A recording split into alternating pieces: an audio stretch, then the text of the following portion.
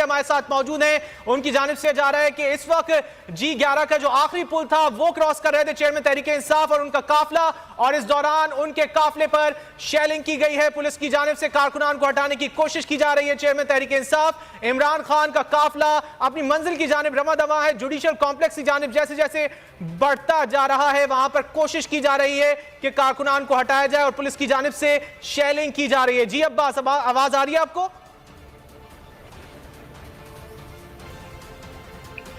जी बिल्कुल, ये ऐसा मौका है कि इस वक्त तेज शेलिंग की जा रही है और हेवी शेलिंग हो रही है। इस वक्त दोनों तरफ से शेलिंग की जा रही है इमरान खान और तहरीके इंसाफ के इस काफिले के ऊपर। हर तरफ शेल, हर तरफ धुआं ही धुआं है। इस वक्त इमरान खान की गाड़ी बिल्कुल जुडिशल कॉम्प्लेक्स जहाँ पर कंटेनर लगे हैं, ये फैमिली मुतासिर हो रही है, यहाँ पर बच्चे मुतासिर हो रहे हैं।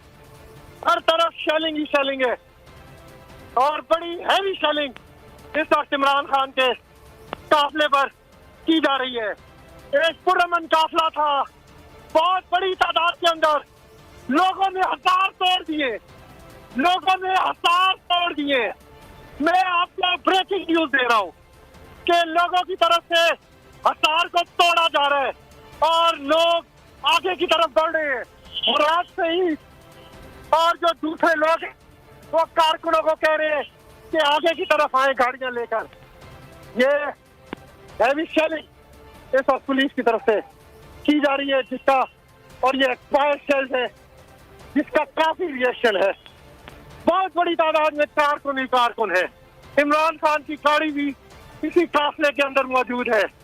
कारकुनान, ये देखें जी, अब कारकुनान ने तमाम ट्रैफिक को रोक लिया है। एक अफरा तफरी का आलम है।